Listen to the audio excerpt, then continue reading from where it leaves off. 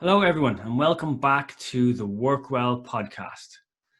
We've covered quite a few subjects on the show to date, such as mental health, physical health. We've spoken about parenting. We've looked at digital well-being, and that's just to name just a few. One area we haven't really gone into detail on yet is the area of nutrition.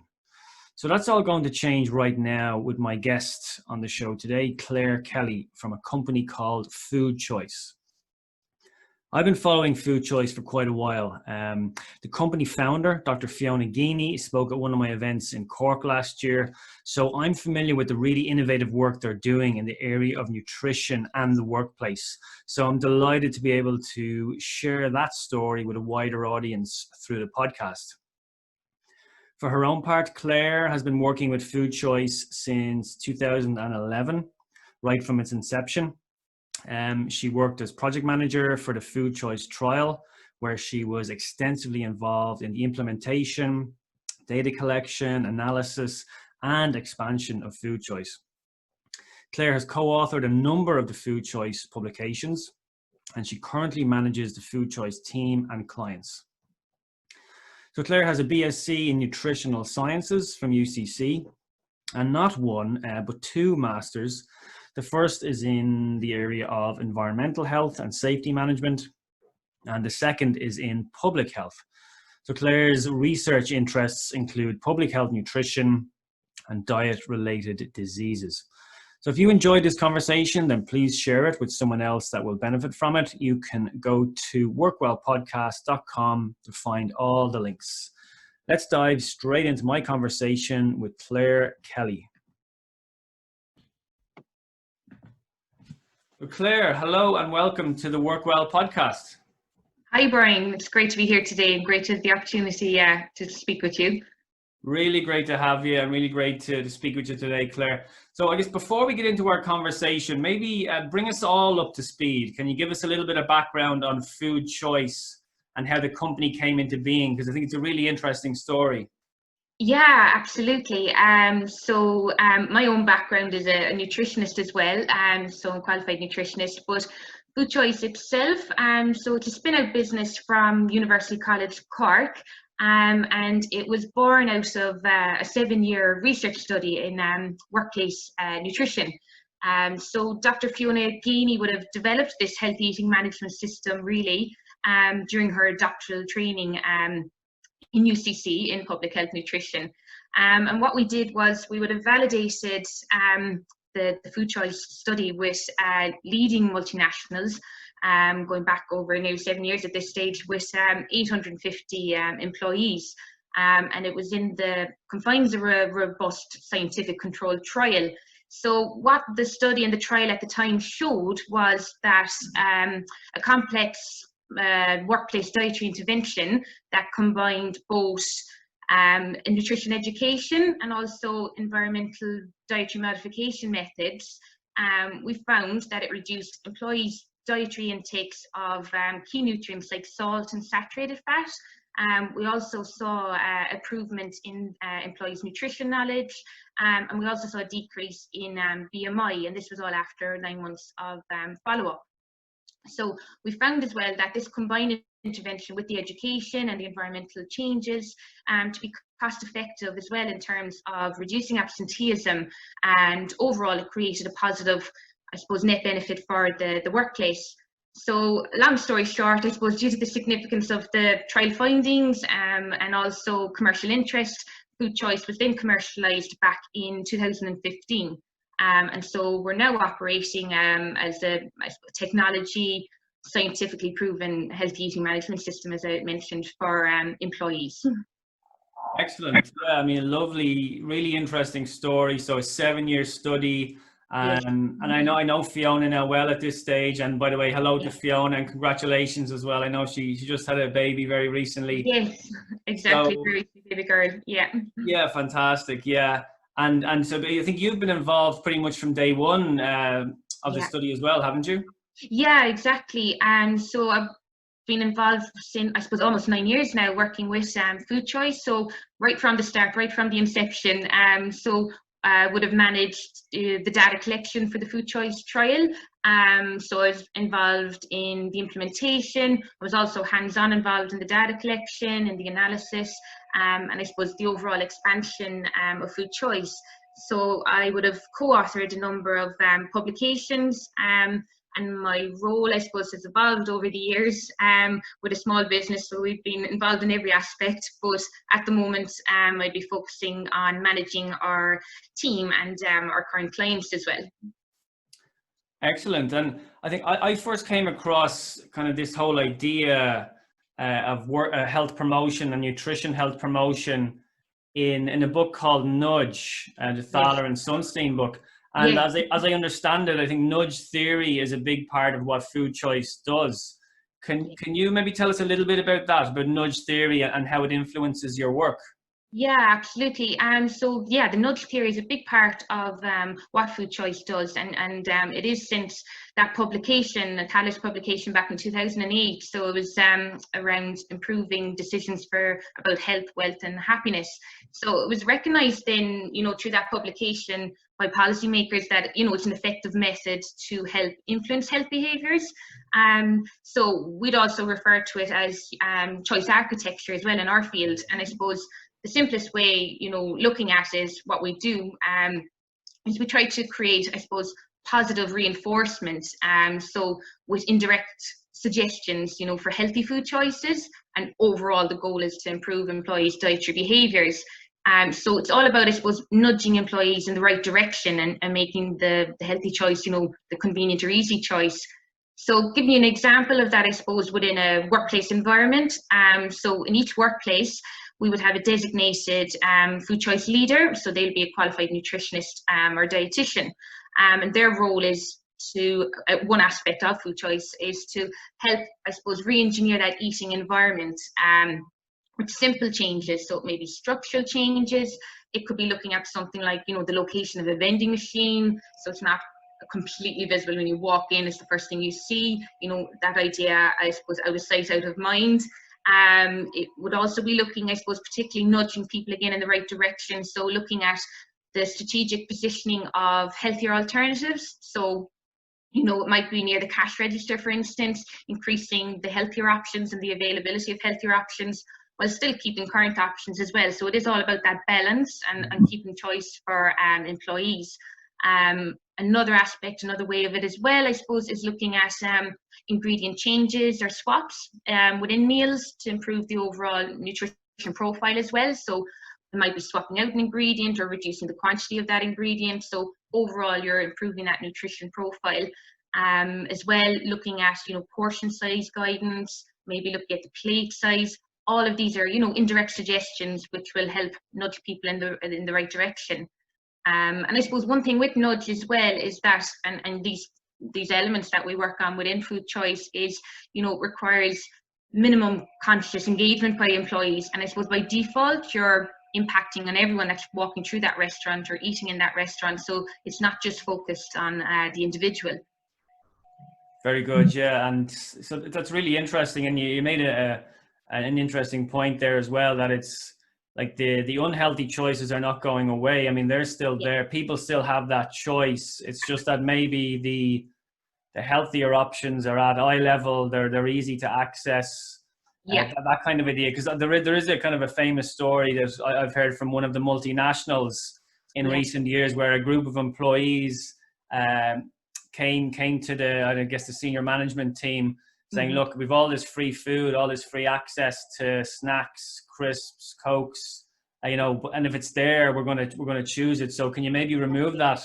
And provide us with some healthier options? So management listened and they did that. But then I guess a week later, there's another group of disgruntled employees who were saying, well, where's our crisps? Where's our Cokes? Where's our donuts? Yeah. So they had actually they had removed the unhealthy options. So and there is a fine line there, isn't there, in getting that balance right? Because it is about keeping choice, but I suppose it's trying to, where possible, increase those healthier options, so they are more readily available while still maintaining choice as well. So at the end of the day, you're trying to create that supportive environment, which is part of what food choice does. But it's also, I suppose, important to equip individuals with the right skills as well, and that's where our education comes in as well. So that's a important aspect also. Yeah, I was going to say, but it's not just that, the choice architecture. It's, you're backing this up with the education, Yeah. with the, you know, your own research quite often as well. And I think you had a recent paper, well, it might be a year ago at this stage, speaking about and the kind of the employees that you're working with. Not only are they making healthier choices at work, but this is reflected at home as well. They're actually making healthier choices at home. Yeah, absolutely. So it transfers into the home environment, which is what you want to see as well. So we would come across, so we have our nutrition consultations as well that we hold on site as part of the Food Choice program. So during those consultations, you know, it's very much tailored to the individual coming in to see you, but a lot of time they may bring up, you know, different things from home as well, or, you know, trouble they're having with kids and eating. So it's great to see that the habits they're building up, they're transferring into the home environment as well. Yeah, that's great. Absolutely. Could you tell us how, if I'm in an organization now, small, medium or large, maybe talk me through the process. How would I engage with you? How would I bring Food Choice into my organization? What would that process look like? Yeah, so I suppose that whole process. So as I mentioned, you know, Food Choice, it's a digital health eating management system. So we've developed our own, you know, cloud-based platform, and that allows us then to integrate, I suppose, with all the key stakeholders. So it allows us to integrate with the employers and the employees, the caterers, the Food Choice team, and then we also have the mobile app for employees as well. So, you know, it's very much data-driven Food Choice, our program, and it's tailored, I suppose, to the culture and climate of each workplace. And that's why it's very important that when we set up and roll out Food Choice with clients, that we have a designated Food Choice leader for that site. So it's their responsibility then to integrate and work with the key stakeholders, you know, to integrate into that existing culture. So the Food Choice system, I suppose, overall, as I've touched on already, you know, combines environmental dietary modification elements and also our nutrition information strategies. So in terms of setting up with Food Choice, I can go through, I suppose, the main elements first, just to give you a better feel for what we do. So in terms of setting up, we'd have a key stakeholder, you know, our food service provider on site. So we work very closely with the caterers. And then we would have a key contact within HR, facilities, health and wellbeing, wherever the appropriate contact there for that work site is. So we'd work very closely then in parallel with both parties. And our platform allows us to do that. So it's, as I said, an online system where we can engage, you know, through the platform with the caterer, for example. So I suppose a big part of the Food Choice program is the environmental dietary modification aspect. So the main elements there that we would introduce would be menu modification. So again, using our own nutritional analysis software, each site leader would be responsible for analysing the recipes in that work environment. So they would look at the overall nutrition breakdown of those recipes at baseline. And then we would come up with suitable modifications in discussion, you know, with the caterer to see what is possible. So we'd go through each recipe, and all of this is done on our platform where we can communicate with the caterer. So we do the analysis, we send that through to the caterer, and they have an online system where they can log in. They can see the, you know, current analysis of that recipe, for example, and then our suggested modifications. And so we go through that approval process then with them. So overall, I suppose, looking at that menu modification side, our goal is to improve the nutrition profile with them while still keeping taste. So I suppose at the end of the day, we're not chefs. So our expertise is more in the lines of nutrition and coming from that angle. So it's very important that we listen and work, you know, with the caterers then in that regard. So we would look at then seeing how we can overall, I suppose, reduce the fat, saturated fat, sugar, salt, and overall calories in those meal offerings. And what we would do then is we're able to set, you know, the analysis at baseline to the modified analysis, and we can show those improvements and report those back then at key time points throughout the year to the caterer and the workplace stakeholders. And from there then what we would do is we would apply the calorie traffic light coding system using our platform again. So, you know, these are visual clues, I suppose, to nudge again people in the right direction. So that would be applied and displayed either digitally or in hard copy. And then we also have the food app then, which allows employees to access that information as well for their site. So another aspect we touched on already was re-engineering gently, I suppose, that eating environment. So, you know, small physical changes can have a big impact overall. And I mentioned, you know, looking at healthy food swaps. So within those recipes, again, looking at ingredient swaps or reducing maybe just the quantity, looking at the portion size guidance as well. So we would, again, you know, ensure a responsible approach with the caterers as to what level we can push in that regard. I suppose it's very important as well, what we carry out is catering training at various time points as well throughout the year. So, you know, we carry out the training with the catering team so they understand what food choice is, what it's all about, what we're looking to achieve together.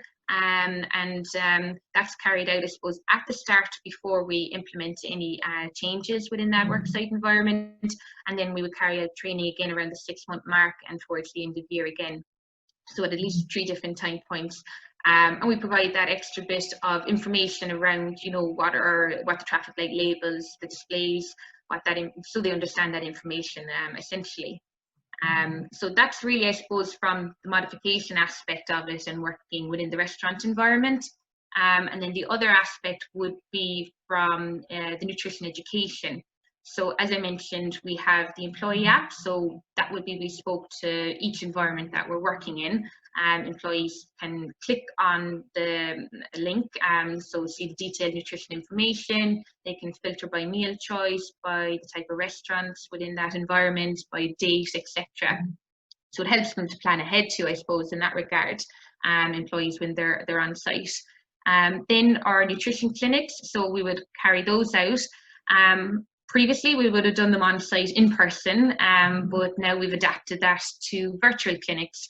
So we would carry them out now via Teams or Zoom or whatever the suitable platform is for employees to use. And again, we would very much tailor these, I suppose, to the individual coming to us based on what they're looking to achieve, their individual lifestyle and health status. So we develop a practical plan with each employee, which would include goal setting as well, and employees then can access our platform again, so they can set up their own profile where they can book the clinics online, review their clinic reports, and view other information. And then lastly, we have our, I suppose, nutrition education material. So we ensure that, you know, this is bite-sized and digestible, and it's very important as well, you know, that it's guided by the most recent scientific research as well. So the main format for disseminating that type of information would be as key messages, infographics, and all of that would be sent out usually by, I suppose, global email, or if there's a suitable intranet within that work environment, it would be posted there. So again, that's where we work closely with our HR contact, seeing the best, you know, way of getting that information out to people. And I suppose what we have done as well is looked at adapting that so that we're sending it out that bit more frequently now. It would maybe usually have been monthly, so we're doing it on a weekly basis, and trying to adapt it as well, that it's a bit more interactive and engaging for employees. So looking at more vlog or blog style videos as well, in addition to the usual key messages. Very good. Okay, so really thorough what you're doing there. So you're clearly working closely with the organization, with the caterer to manage all of that. Yeah. And then as an individual, then if I'm an employee in a food choice supported work environment, so I have, well, first of all, I may notice or I may not actually notice the subtle kind of the choice architecture, kind of the healthy food is the easy choice, dotted around the building, maybe obviously in the canteen, maybe in some of the vending machines. I'll notice some of the kind of the menus. The menus have been influenced by food choice, the traffic light system, as you mentioned. So again, so the kind of the nudge theory coming into practice there.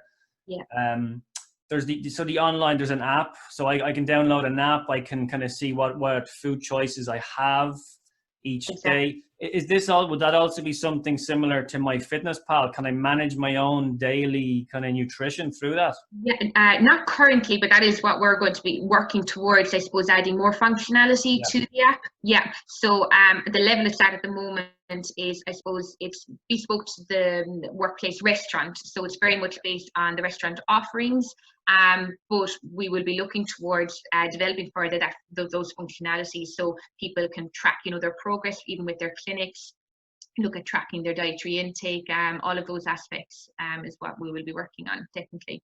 Very good, yeah, because my Fitness Pal is pretty impressive in that regard for managing and for the person that wants to do that likes that level of detail. Yeah, absolutely. So there's a lot more options that we're looking into with the app. I suppose for now it had focused more on the restaurant, and definitely with things evolving and with the restrictions of COVID-19, we'll be focusing on developing those functions. Excellent, yeah, and then as an individual also, I have the option of a one-to-one consultation. Yes, exactly. Yeah, so Fantastic. that would be advertised then within that work environment through the most suitable medium. So usually by global emails, as I was mentioning. So information would go out with the site leader that is allocated to their work environment now, and it will outline the option of availing of a one-to-one personalised nutrition consultation and follow-up appointments as well.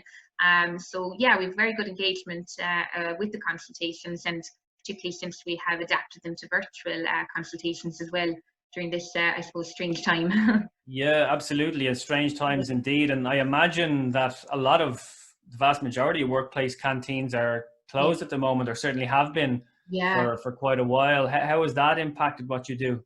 Yeah, absolutely. So I suppose, the workplace restaurant environment, is very, very different. In a lot of places it's closed, and then in others, they're, I suppose, operating on a very minimum level. With their food offering and with the footfall, I suppose, going through the restaurant as well. So we've been fortunate, I suppose, that we've been able to adapt the elements of food choice, so it is more virtual and online, and our platform and app help support that. So we have, as I mentioned, adapted, I suppose, from the nutrition education perspective, and continue to work with our existing clients and during this time, by focusing on the virtual aspect with the consultation. So we're still continuing to reach and support employees, be it in a slightly different manner at the moment. But I suppose we're, constantly in touch with our clients and updating and adapting, and we'll continue to do so until, their policies and procedures as well are being updated and adapted. Very good. Yeah, it's a challenging time for many, of course. And so you've worked with a lot of organizations, and you continue to do so. Mm-hmm. There's a lot of organizations at the moment, a lot of people considering or planning a return to the workplace. Yeah. Any thoughts on that? Any advice for organizations that are looking to transition back? Yeah, I suppose, with this current situation, I suppose there've been very different experiences, hasn't there? I suppose for, people due to the restrictions of COVID-19. So some are seeing it, I suppose, a new lease of life, that flexibility working from home. And then for others, it's been, quite a stressful, I suppose, balancing act, isn't it? Between working and caring for dependents, so be it two-legged or four-legged. So it's been a difficult situation. But I suppose for us and for Food Choice, it's all about putting the right supports in place, by offering accessible health and wellbeing solutions for employees, so they can adapt to their needs. So as I was mentioning, we have had great feedback, positive feedback from our virtual consultations, because it's giving, I suppose, employees that opportunity, to avail of this while they're working remotely, and I suppose help them put a structure on their nutrition, while they're working from home in place of their usual work environment. So as organizations are, looking to transition back, I suppose it goes back to, again, isn't it, communication is so important, that, in regular contact with employees and taking everyone's situation into account. There's no one size fits all with this. We need to have that level of understanding and empathy with employees too, and I suppose just that we're communicating effectively, and how this new normal is going to be when we go back, into the work environment, as it's going to be very different. It certainly will be, yeah. Interesting times ahead. Yeah, definitely. Yeah. I guess from an individual perspective then, and just a general nutrition question that I'm sure you'll be able to offer some advice on.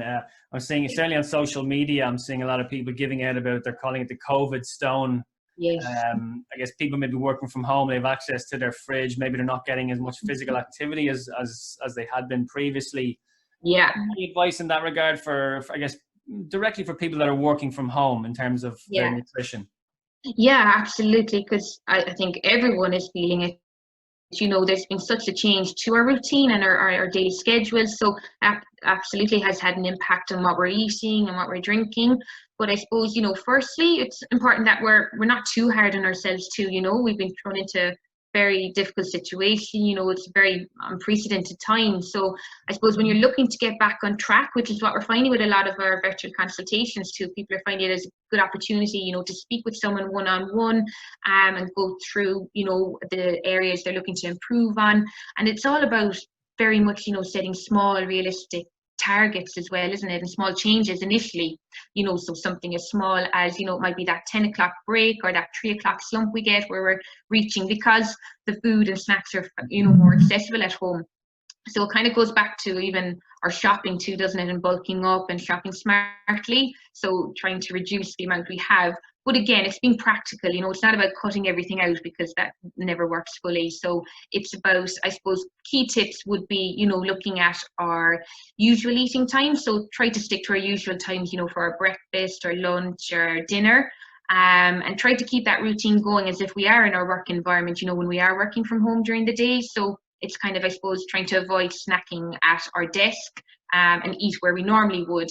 And it might be a thing even of setting calendar reminders for these breaks, and building them in like we would with work tasks.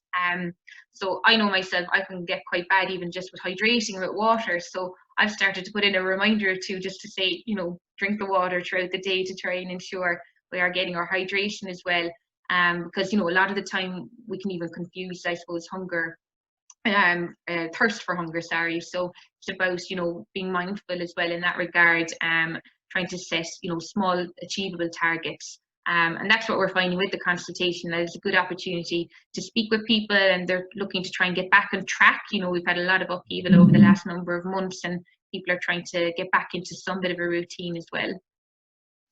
Really good, yeah. And I think I'm not surprised to hear that. You're seeing so much, kind of increased engagement with your virtual consultations. I think it's such an excellent resource at this time. I think I'm not surprised to hear that they're availing of that. Yeah, and it's even just an opportunity, isn't it, to speak to someone else too, from that social point of view as well. So people are liking that engagement. Obviously when you're working from home, we still have our Zoom calls and our meetings and catching up, with our colleagues and things. But that kind of social interaction, is definitely reduced, obviously that in person. So it's trying to do as much as you can, even though this is virtual again, but it's just something different, isn't it, within that normal routine and normal day from home. Yeah, absolutely. Yeah. So having that accountability to, people feel that having that appointment and having that follow-up appointment, gives them something to work towards and they know they're going to be meeting and discussing it again with you. So it ingrains it a bit more. Yeah, and it's nice to hear that, don't beat yourself up, first of all.